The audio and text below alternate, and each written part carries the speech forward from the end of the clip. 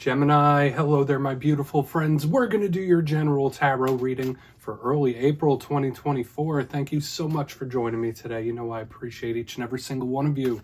So let's get right down to business, as always, and start you off with an oracle card here, just so we could dip our toes into energy and see what's happening for the lovely Gemini collective.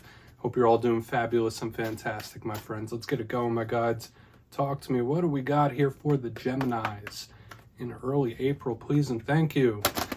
And yeah, we're just going to take a real quick look at this first card, then we'll get into the full reading itself. And at the very end, I'll pull you a bonus card from the Shadowland Tarot, just to see what might be in the shadows or what shadow work you can lean in on, which is always interesting. But let's get it going here. Let's rock and see what we got for Gemini. It's been a very spicy energy around you guys for a few weeks now, so I can't wait to see what we have for you this week. What's up with Gemini? Quick, real quick. Okay. Oh, some of you might just be laying low, or there's someone you're connected to that's laying low. This is also a very beautiful card. Now, this could be both messages, or it could be a combination of both, one or the other. But I feel a lot of interesting things from this card, always. Now, before we fully dive into it, if you're new here, I'll be speaking about the April subscriber surprise towards the end, so you might want to check that out. Also, if you could kindly illuminate that like button by tapping it right on its third eye, you know, I'd greatly appreciate it. But enough of the promo, into the reading. Let's talk a bit about this card. So, if you look at the image and illustration here, we have this whole flock of birds, and then there's this lady with that beautiful wig on, and she's kind of dressed up in costume, blending into the crowd. That's why the first thing I said here was like someone possibly laying low. So whether this is someone who's like, oh, I don't want to start problems, I don't want to ruffle any feathers, boom, this card could even be it. Now, for some of you in its extreme sense, it could be hermit mode type of energy, where you're just like withdrawing your energy, laying low, like not causing any waves. For sure, that energy could be it. Another thing I always think of, and I alluded to it a little earlier, is beauty. This is a very aesthetically pleasing type of energy and card. So for some Geminis out there, you might be changing something about your look, whether it's like your physical body, whether it's changing your hair, upgrading your wardrobe, anything like that. There's a beautiful aesthetic to this card that I really like. For some of you, could even be redesigning an area of the home. But I really like this. I feel like it's good. It's just someone like minding their own business for one reason or another. So just know if you're having issues with a person, they could just be laying low for whatever reason. We're just going to put it down over there. That lady could mind her own business. Let's get into tarot now. And I always say this first card here, it doesn't make or break the reading. It's just a footnote. So let's shuffle it up one time. See what we have for the Geminis this week, my gods. What do we got?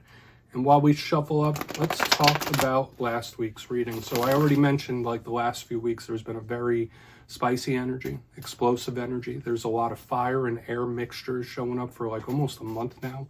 So for a lot of you, that could be things like popping up out of nowhere, things picking up steam very quickly. It's very much like 0 to 100. And last week's reading was titled An Explosive Warning. So for some of you, yeah, I mean, just know that things could really progress or move real quickly, whether that's for the positive or the rough. But let's see what we have for you this week. As you know, energy is very fluid. It's never set in stone, so only take this how it hits for you, because we could be seeing your vibe or someone that you're linked to.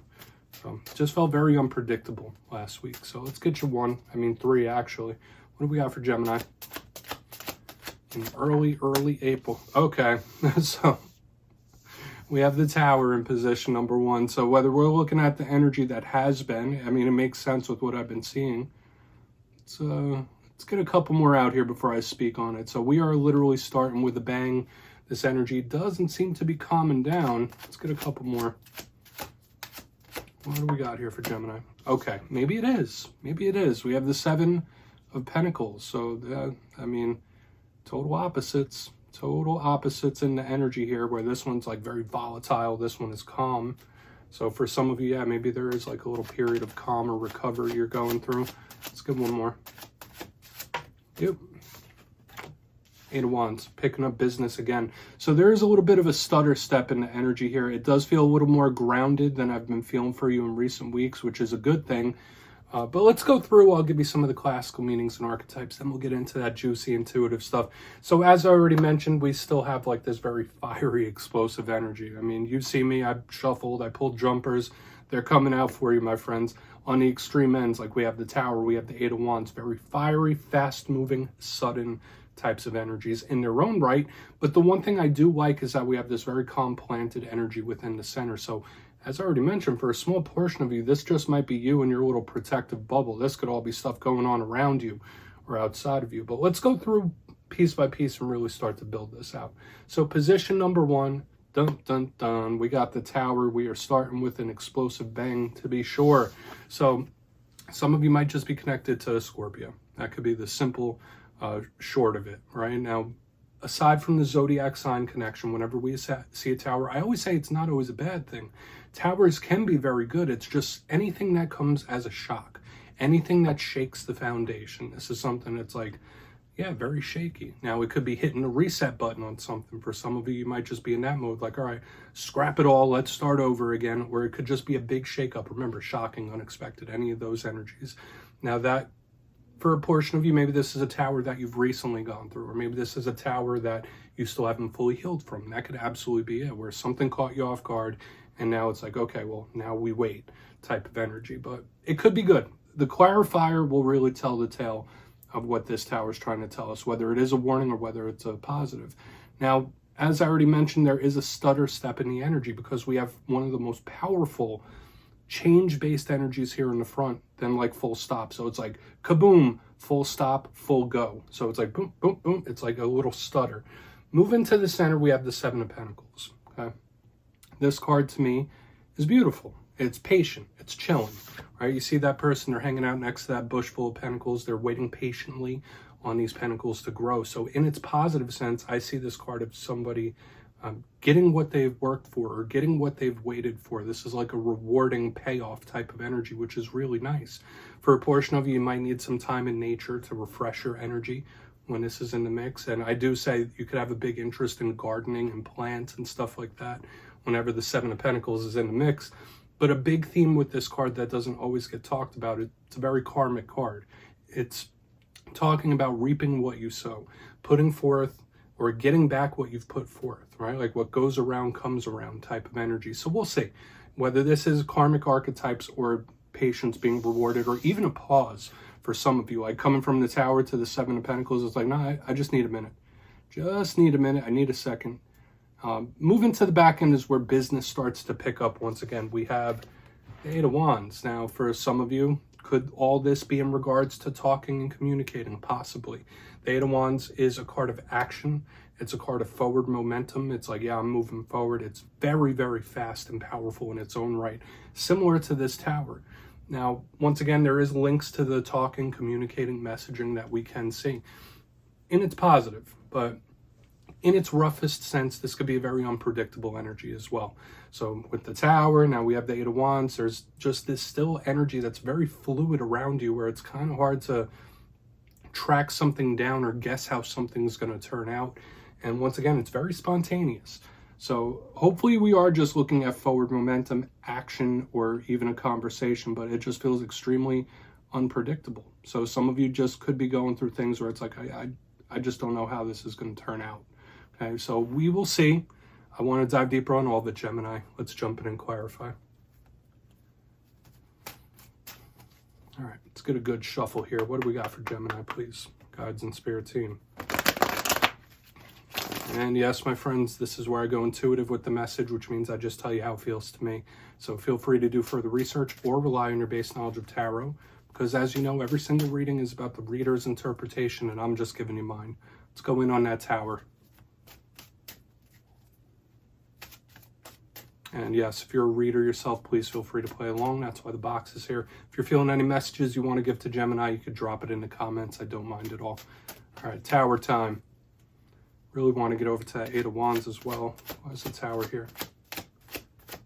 Why is that Tower here for the Geminis? Thank you. Okay, Death card. Don't be too nervous about this, okay? Because this card is very much rebirth oriented. And if you are connected to Scorpio, they are showing up very, very intense in this energy. So we're seeing a couple of repeating themes here. Now, aside from the Scorpio energy, what does that energy really speak about? Rebirth, cycles closing, new cycles opening up, remaking yourself. So for a lot of you, this could be a very good thing, but in its roughest sense, a lot of you, yeah, this could be some sort of ending that you've experienced. Now, I do feel for a big chunk of you, this could be a paradigm shift or a paradigm change. okay, where something just changes so quick and shockingly fast, where it's like, okay, well, that situation changed, that happened. It's like giving me that kind of energy. Some readers do link the death card in with endings. So yeah, sure, some of you, the Tower and the death card, there could have been a cycle close, an ending of some sort that was like really significant for you. But the main thing I'm picking up here is like, all right, well, that changed really quick. It's like a shocking change or shift of some sort. Another thing I'll mention, we have karmic energy here. The Tower has little karmic subnotes as well. The death card is also a karmic card. So that does speak about the cycles of life and things changing. So I feel like those are the main messages here.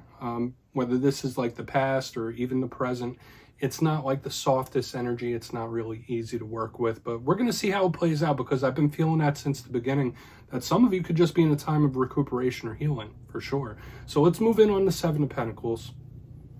Once again, I feel like for a lot of you, yeah, that could be an ending, but to me, it feels more of like a change. Like, okay, well, that changed real quick. So let's go in, or shifted, like a situation or a paradigm shifted, like very, very quick. So let's see why the Seven of Pentacles is here.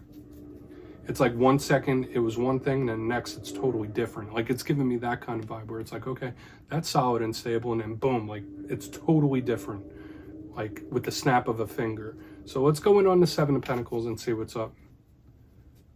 There's that Seven of Pentacles here. Thank you. Quick.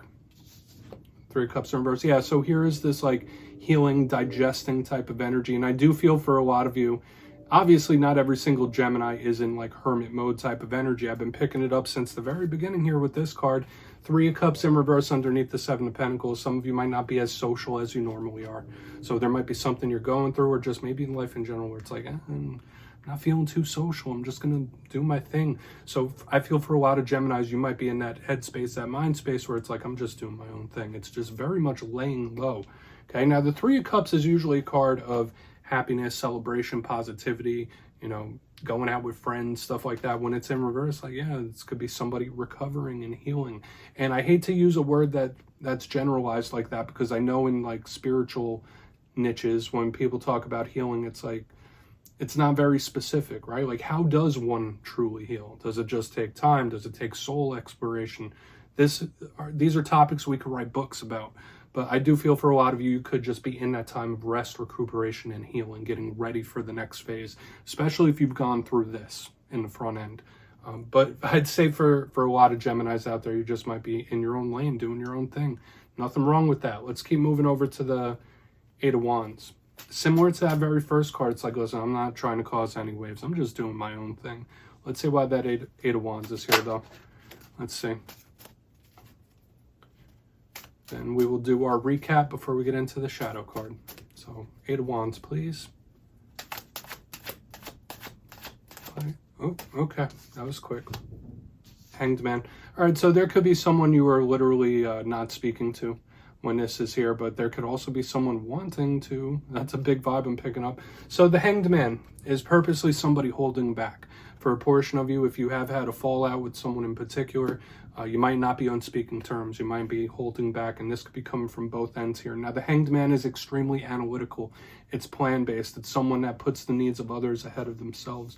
So when I see it underneath the Eight of Wands, it doesn't feel to me, it's like, well, I'm never going to speak to that person again.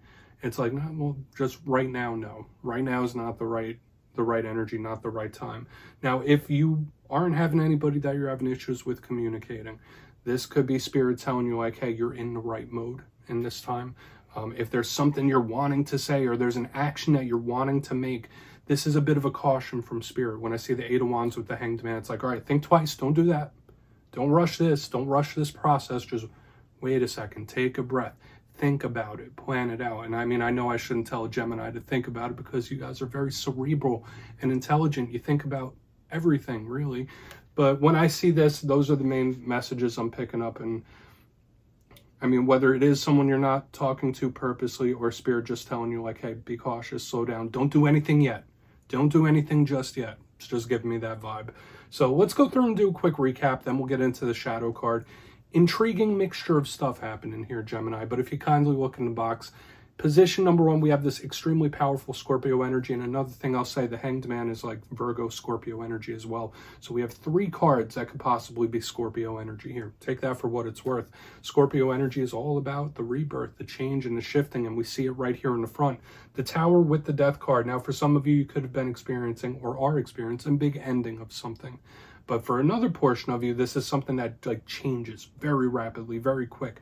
Whether it's a shift in a situation where it's like, okay, 1 second it's this, and then boom, it's like you snap your fingers and it's totally different. So some of you could have like those shocking shifts of energy and changes happening as well.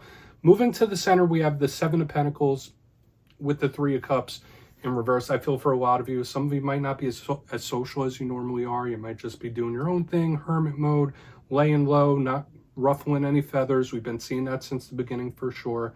And I think that's needed. I think it's necessary. For another portion of you, you might be in a time of rest and recuperation or recovery, healing. On the back end, we have the 8 of Wands with the Hanged Man in the upright. Sure, maybe there's someone you're not communicating with right now and it doesn't feel like it's like, I'll never speak to him again type of energy. But a big vibe I'm getting aside from that, like purposely holding back communication, is Spirit saying like, wait a minute. Don't do anything just yet. So if there's an action or something you've been wanting to do or towards somebody, Spirit could be telling you to like slow your roll, pump the brakes. Okay, so please take a screenshot of that, Gemini. Lots of different stuff happening there. Remember, that could all be someone else. Let's see what's in the shadows for you. Let's see what's in the shadows for Gemini, please. And yes, I always like to pull 1 shadow card at the very end just to see whether it's something within you or something you don't quite see. Shadow cards don't always have to be a rough thing. They could be really good. So let's get you 1 here. Oh, and yes, if you've made it to this point in the reading, please feel free to check out channel memberships. I'll put a link for it in the comments below. It's a beautiful way to support the channel, and I have much love and appreciation for all my channel members. Really do. So let's get you 1 here. What do we got here? Quick. Yeah, that could be you. That could be you. We have the Queen of Swords. Now, remember, it's not gender specific. The Queen of Swords is air sign energy. So I do feel for a lot of you now might be a really good time to just like focus on your journey, focus on yourself, focus on your goals, right? Now, once again, I know that's easier said than done. When I see the Queen of Swords, I think of someone that's like honest, straightforward, sees things clearly, no BS, no nonsense, no games with this Queen of Swords, which could be very honest and truthful and good. But at the same time, this Queen of Swords could like cut things out very quickly without thinking it through. The Queen of Swords could also be like very cold as well. So for some of you, again, maybe there's a situation that's happened that's kind of made your heart grow colder, possibly. But when I see her as a shadow card, especially in an air sign reading, that is Spirit saying like, listen, now is a time to either focus on yourself or get yourself right. Right now, that doesn't mean that just applies to relationships or this, that, and the other thing. I just feel like there needs to be a focus on the self for one reason or another. Do what's right for you, okay? In whatever form or fashion that comes in, do what's right for you, because the Queen of Swords always does. So, Gemini, that's what I have for you this week, my friends. Don't click away just yet, though. I'm going to give the details, the April subscriber surprise. If you would like to book a personal reading with me, you could check out my digital calendar and schedule at mastermetaphysics.com. And if you got your name in for the March subscriber surprise, the winners will be announced on April 1st. But for the April subscriber surprise, I'm giving away 2 copies of the beautiful Tarot in Wonderland. It's one of my favorite decks. So if you'd like to get your name in for that, it's 2 simple things, as always, my friends. First, you must be subscribed. And second, let me know down in the comments, if you had to switch your zodiac sign, which sign would you choose to be out of the whole 12? So if you do that, you'll be entered to win. And at the end of the month, the winners will be announced in my community tab. As always, my friends, much love. And I'll see you soon.